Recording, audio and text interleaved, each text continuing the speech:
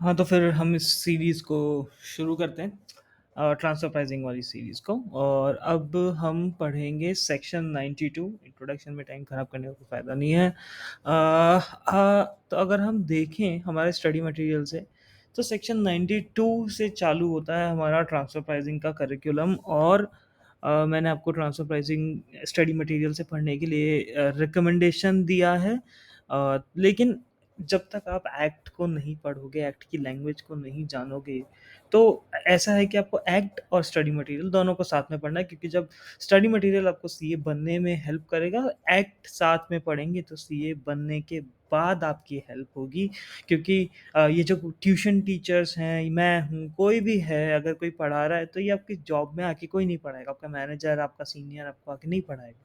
Help कर देगा, but पढ़ना आपको आना चाहिए। अभी से हैबिट होगी तो आपको फ़ायदा होगा। आप टीटी में जो भी कर रहे हैं, अगर एक्ट पढ़ रहे हैं बढ़िया है, नहीं पढ़ रहा है तो स्टार्ट कर दीजिए, क्योंकि this will help you in long term. So अगर हम देखें तो सेक्शन 92 का कुछ एग्जांपल यहाँ दिया हुआ है, वो अभी एग्जांपल हम समझेंगे, उससे पहले हम समझते हैं सेक्शन 92 कहाँ है। ये वेबसाइट है बहुत अच्छी, इनकम टैक्स india.gov.in। ये पूरा हमें हर सेक्शन, हर रूल, सब कुछ इस पे अवेलेबल है इन रॉ फॉर्म। अब अगर हमें सेक्शंस पढ़ने हैं तो स्टार्ट करना पड़ेगा हेडिंग से। पहले हम देखते हैं कि क्या है ये। ये है chapter 10 of income tax act. Chapter 10 important है क्योंकि ये अलग से चैप्टर बनाया हुआ है। इसका टाइटल है special provisions relating to avoidance of tax. आपको पता है, जब ये केस लॉज आते हैं, जब कोर्ट्स में जाती है, तब ये सब चीज़ें भी देखी जाती है कि क्या ये चैप्टर किसी और प्रोविजंस का, स्पेशल प्रोविजंस का पार्ट है। हेडिंग क्या कहती है। एक हमारा वो एक्ट था जिसमें हमें बताया जाता था कि रीड कैसे करना है लॉ को। उस सब चीज़ में ये सब चीज़ें आपके काम आती है। अभी आपको कोई नहीं पूछ रहा एग्जाम के अंदर कि special provision relating to avoidance of tax है चैप्टर 10 का नाम, ये नहीं पूछ रहा कोई। बट ठीक है, हमें पता होना चाहिए क्योंकि हम होलिस्टिकली पढ़ रहे हैं, कंसेप्चुअली पढ़ रहे हैं, हम सिर्फ क्लियर करने के लिए नहीं पढ़ रहे हैं। सेक्शन का टाइटल है computation of income from income international transaction having regard to arm's length price. पहली दो चीज़ें, क्यों? क्योंकि इनकम आपको पता है क्या है, इंटरनेशनल ट्रांजैक्शन क्या होता है भैया, और आर्म्स लेंथ प्राइस क्या होती है। अब आर्म्स लेंथ प्राइस, इससे पहले वाले वीडियो में हमने देखा था, दो लोग बैठ के जहाँ जिस प्राइस पे एग्री कर जाए वो आर्म्स लेंथ प्राइस है। इंटरनेशनल ट्रांजैक्शन क्या होता है, अभी के लिए समझ लेते हैं। एक हमारी कंट्री में है और दूसरा कहीं बाहर बैठा है, लंदन में बैठा है, उसके साथ ट्रांजैक्शन कर रहे हैं, इंटरनेशनल है, इंटरनेशनल ट्रांजैक्शन है। ठीक है, इसकी डेफिनेशन पे भी जाएंगे, सब कुछ पढ़ेंगे। चालू करते हैं सेक्शन 92(1) से। अब देखिए, अगर आप हर चीज़ पे इनकम टैक्स एक्ट में अटक जाएंगे कि ये क्या है, एक एक वर्ड पढ़ने में रहेंगे, बहुत ज़रूरी है एक एक वर्ड पढ़ना, बट उसे याद रखना कि जब वो दूसरी बार आए तो हमें ये देखना है कि उसका मतलब क्या था। अगर आप ऐसे सेक्शन पढ़ेंगे और फिर आप सोचेंगे कि यार ये तो पता नहीं मुझे क्या, समझ ही नहीं आ रहा है, ये तो बहुत सारे ऐसी चीज़ें हैं जो डिफाइंड होगी, तो फिर ऐसे नहीं पढ़ पाएंगे। इतना रेफरेंस अगर आप करेंगे, करना अच्छा है, बट एक बार के लिए तो कहीं से तो स्टार्ट करना होगा आप लोगों को, तो वो स्टार्ट करते हैं। Section 92(1), any income arising from an international transaction shall be computed having regard to the arm's length price। क्या कह रहा है ये सेक्शन 1, सबसेक्शन 1 क्या कह रहा है कि कोई भी ऐसी इनकम, इनकम अगर इंटरनेशनल ट्रांजैक्शन से अराइज होती है, तो उसकी जो इनकम है उसको हम कैसे कंप्यूट करेंगे, आर्म्स लेंथ प्राइस के से पे होनी चाहिए, या वैसा तरीके से कंप्यूट होना चाहिए जैसे आर्म्स लेंथ में कोई ट्रांजैक्शन की प्राइस होती है। तो ये क्या मतलब है इस चीज़ का? मान लीजिए आपने कोई इंटरनेशनल ट्रांजैक्शन किया है, तो क्या आप तो फेयर ही करेंगे, आप अपनी तरफ से जीतने की कोशिश करेंगे, बेचने वाला ज़्यादा प्राइस पे बेचना चाहेगा, खरीदने वाला कम प्राइस पे खरीदना चाहेगा। तो ये जो बीच में गैप आता है, मान लीजिए आप कह रहे हैं मेरे को एक गुड है कुछ, वो 100 रुपये पे बेचना है, बायर कह रहा है यार आप 90 पे दे दो, दोनों ने मिलके देखा यार चल 95 में अपन डन करते हैं डील को। तो ये जो 95 है, ये आर्म्स लेंथ प्राइस हो गई, 100 नहीं, 90 नहीं, आर्म्स लेंथ प्राइस है 95। ठीक है, ये बेसिक एग्जांपल है। अब हम चलते हैं कि एक्सप्लेनेशन पे क्या कह रही है एक्सप्लेनेशन। एक्सप्लेनेशन कह रहा है for the removal of doubt, कि भैया आपको कोई डाउट ना रह जाए। It is hereby clarified that the allowance for any expense or interest arising from an international transaction shall also be determined having regard to the arms and price। कहीं भाई तुम सब सेक्शन 1 में any income देख के बोले यार एक तो सिर्फ इनकम है, एक्सपेंस का तो कहा ही नहीं था आपने। नहीं नहीं नहीं नहीं, ऐसा नहीं होगा इसमें। एक्सपेंस को भी, अब आप सोचोगे एक्सपेंस कैसे आ रहा है, मैं बताता हूँ कैसे आ रहा है। अब जैसे मान लीजिए कंपनी ए है, ठीक है, इसकी कुछ कुछ सब्सिडरीज है, मान लीजिए कंपनी बी, कंपनी सी, कंपनी डी, कंपनी ई, ये सब्सिडरीज हैं। अब अगर मान लीजिए इन कंपनी ए कह रहा है क्योंकि मेरी परचेजिंग पावर अच्छी है, मेरे रीजन में मुझे एफिशिएंसी मिलती है, तो मैं कुछ सर्विसेज, कुछ लाइसेंस कुछ ले लेता हूँ और वो सबके काम आएंगे। तो इसने $100 का एक लाइसेंस ले लिया। अब ये डॉलर का लाइसेंस ले लिया, अब ये बोलेगा यार सारा कॉस्ट मैं क्यों लूंगा, तुम भी लो क्योंकि तुम्हें भी तो फायदा हो रहा है। तो अगर सारा कॉस्ट ये लेगा तो ये तो गलत हो गया, प्रॉफिट मैच नहीं हो रहा है आपके एक्सपेंसेस से। तो ये कुछ कॉस्ट इसको पास ऑन कर देगा, कुछ इसको कर देगा, कुछ इसको कर देगा, कुछ इसको कर देगा। अब अगर आप देखें, सवाल उठता है ये कितना कॉस्ट इन्हें देगा, कितना देना चाहिए, क्या कुछ रेशियो होना चाहिए, कैसे होना चाहिए। तो जो रेशियो है वो होगा बी को कितना फायदा हुआ। अगर बी को इससे 30% का फायदा होता है, लाइक ये 100 में से 30% जो यूटिलाइज बी कर रहा है, तो 30% कॉस्ट भी इसको दे दो। ये वैसे ही अगर इसको 20% का हो रहा है तो 20 इसको दे दो, 10 इसको हो रहा है 10 इसको दे दो। अब ये 30-20% कहाँ से निकालेंगे, इन्हें निकालते हैं एलोकेशन कीज के थ्रू। एलोकेशन कीज, अब ये जो एलोकेशन कीज है ये वो हो सकता है कहीं ना कहीं अंदर लिखा हुआ हो बट इतना एविडेंट नहीं हो। ये मैं आपको मेरे प्रैक्टिकल एक्सपीरियंस से बता रहा हूँ, क्योंकि हम जानना चाहेंगे हर चीज़ की वजह की जो हो रहा है वो क्यों हो रहा है। सो ये एलोकेशन कीज क्या होगी, जैसे आपका हेड काउंट हो गया, कॉस्टिंग में नहीं सुना फ्लोर का स्क्वायर फीट कितना है, उस पर हम रेंट बांट देते हैं, हम इलेक्ट्रिसिटी बांट देते हैं, वैसे ही ये एलोकेशन की हेड काउंट हो सकती है, इन लोगों का लेवल ऑफ ऑपरेशन हो सकता है, कैसे ऑपरेट करते हैं। तो कुछ भी ऐसा हो सकता है जिसके बेसिस पे ये 30% 20% निकलेंगे। ये एक साइंटिफिक वे है निकालने का, मतलब आपके पास होना चाहिए ऐसा साइंटिफिक वे, एलोकेशन कीज होनी चाहिए जिससे आप ये कर पाओ कंप्यूट।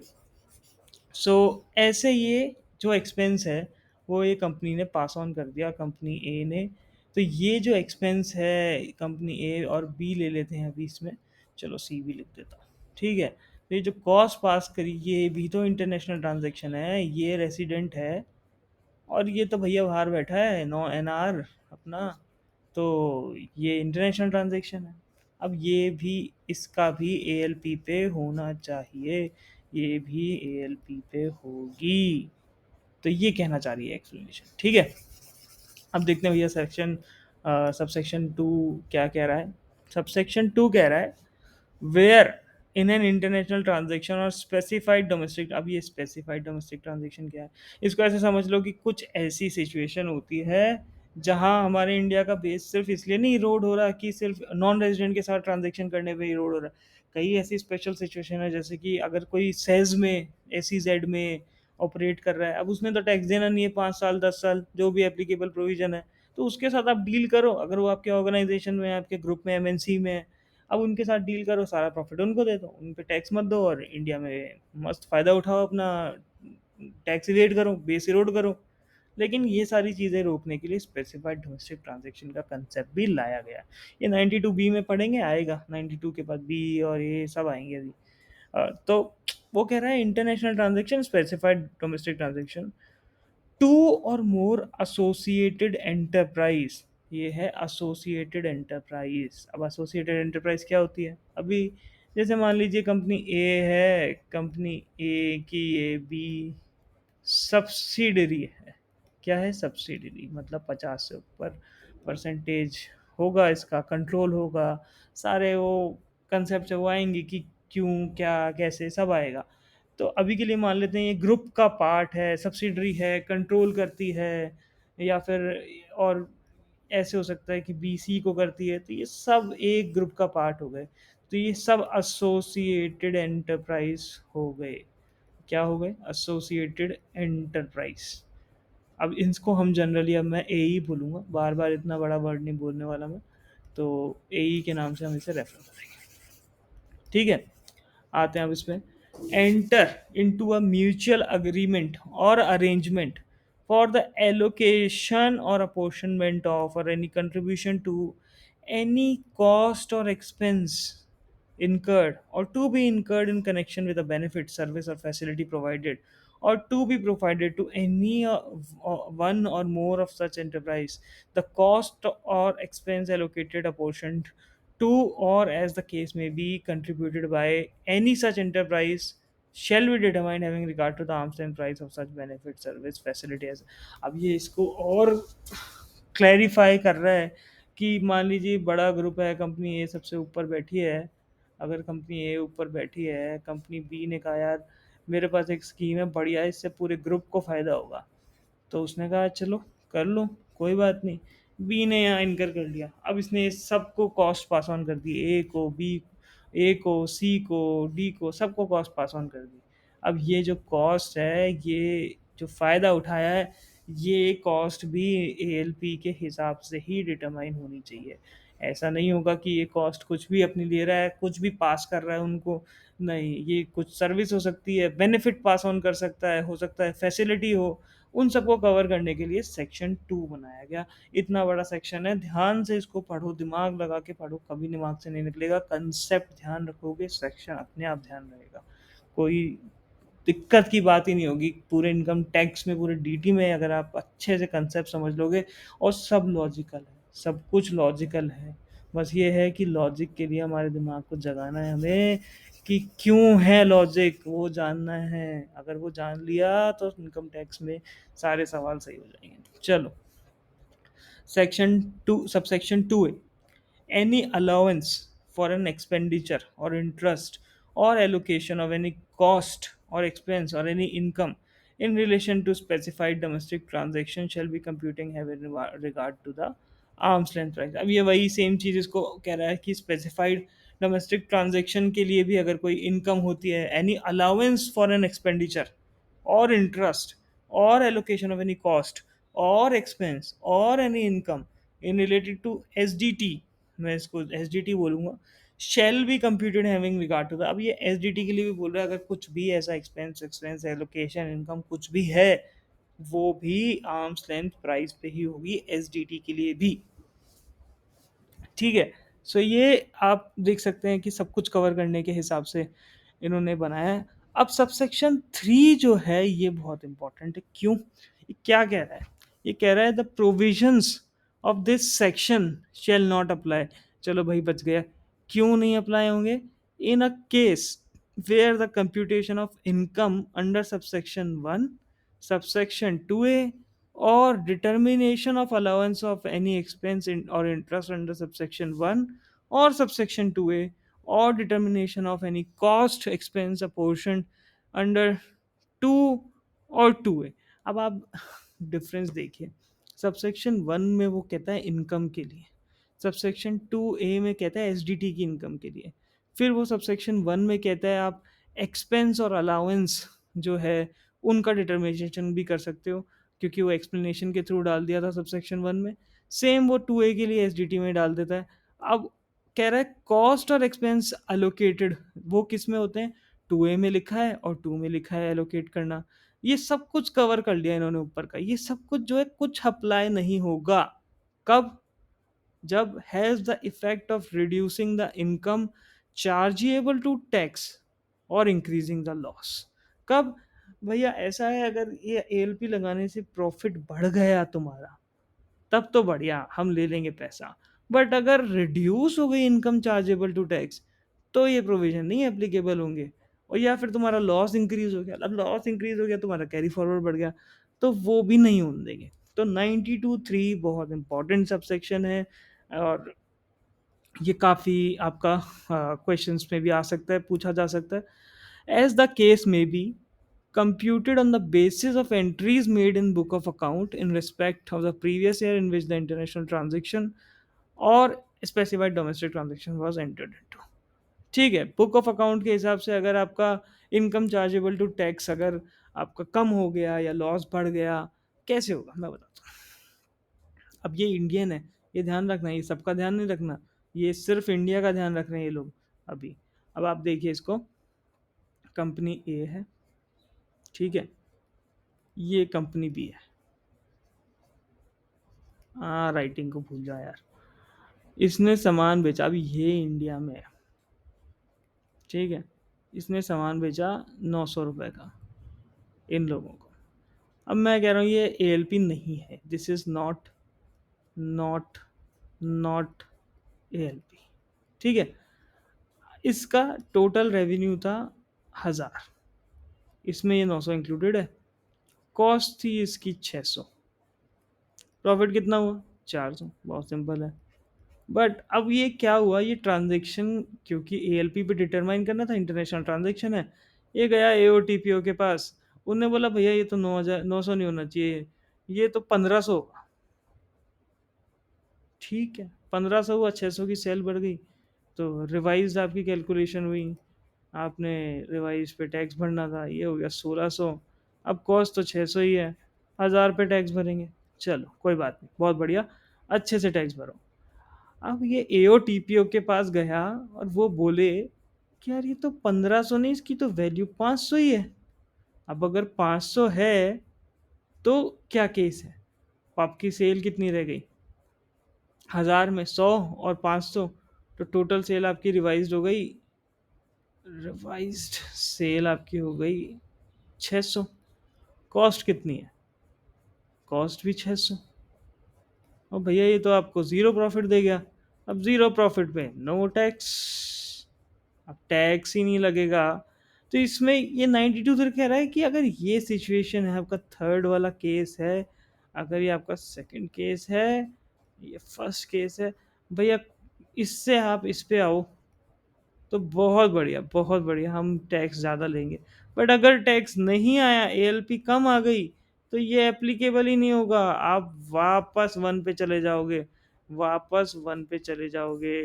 तो ये चीज़ आपको ध्यान में रखनी है कि एएलपी जब डिटरमाइन करते हैं, तो जब फ़ायदा होता है तो ही उसको कंसीडर करते हैं, लॉस होता है, फ़ायदा किसको, कंपनी को नहीं, इनकम टैक्स अथॉरिटीज़ को, इंडिया के रेवेन्यू बेस को अगर फ़ायदा होता है तो हम कंसीडर करते हैं, वरना हम उसे कंसीडर नहीं करते हैं। सो बेसिक इक्वेशन वन आपका नॉर्मल सिनेरियो, सेकंड आपका हाई एएलपी वाला सिनेरियो था, और थर्ड आपका सिनेरियो था लो एएलपी वाला। अब आप या तो यहाँ से 1 से 2 पे जाते हो, ठीक है, 3 पे जाते हो तो 3 पे जाना इज नॉट अलाउड, ठीक है। तो ये हो गया अपना सेक्शन 92। अब अपन इसका एक एग्जांपल देख लेंगे अपनी बुक में जल्दी से, और उसके बाद अपन इसे क्लोज कर देंगे। यहाँ पे देखिए, पहला एग्जांपल दे रखा है, income determined by SSC. SSC ने बोला भैया मेरी 100 की रुपए की जो मानना है वो इनकम है, इनकम एज पर एएलपी। बोला नहीं नहीं, तो यही तो 150 होनी चाहिए। एक्सपेंस कितने क्लेम किए थे, 70, एक्सपेंस एएलपी पे उन्होंने भी बोला ठीक है 70। Profit loss as per assessee, assessee के हिसाब से 30 रुपए का प्रॉफिट था, 100 की इनकम, 70 के एक्सपेंस, 30 का प्रॉफिट। बट एएलपी 150 थी तो 80 का profit. Has resulted in deduction of taxable income, increase of loss, no. ट्रीपी प्रोविजन अप्लाई, यस। सो अब आप देखेंगे सेकंड केस में इनकम 100 है, इनकम कम हो गई। अब इनकम कम हो गई तो पहला ही हमारा प्रॉब्लम हो गया कि इनकम कम हो गई, तो हम सीधे यहाँ पे आके बोल देंगे टीपी प्रोविजन लगेंगे, नहीं लगेंगे। आगे मत देखिए, खत्म हो गए यहीं पे, ये यहीं खत्म हो गया। अब आप देखें फिर से, इनकम डिटरमाइंड बाय एसएससी का 100 है, इनकम एएलपी 90। अब ये खत्म हो जाना चाहिए था, बट एक्सपेंस पे भी लगता है, हमने सब सेक्शन 2 2A दोनों पढ़े हैं, ठीक है। अब उसके हिसाब से हमने देखा, एसएससी ने बोला 110 के एक्सपेंस थे, एएलपी ने भी बोला कि 110 है। बट अब लॉस इंक्रीज हो गया ना आपका, एंड में आप जाके देखेंगे लॉस इंक्रीज हो गया, 10 से 20 का लॉस हो गया, क्या टीपी प्रोविजन लगेंगे? नहीं लगेंगे। फिर सेम इनकम हमारी सेम रही, बट एएलपी के हिसाब से एक्सपेंस बढ़ गए, तो हमारा फिर लॉस बढ़ गया, इनकम रिड्यूस हो गई, फिर लगेंगे? नहीं लगेंगे। तो ये बेसिक कहानी है इसकी। अब अगर आपको ये कहानी ठीक लग रही है तो आप एक दो एग्जांपल्स अपने हिसाब से खुद कर लीजिए, और बस। चलो धन्यवाद ये वीडियो देखने के लिए, थैंक यू। सेकंड हम सेक्शन नेक्स्ट पे चलेंगे।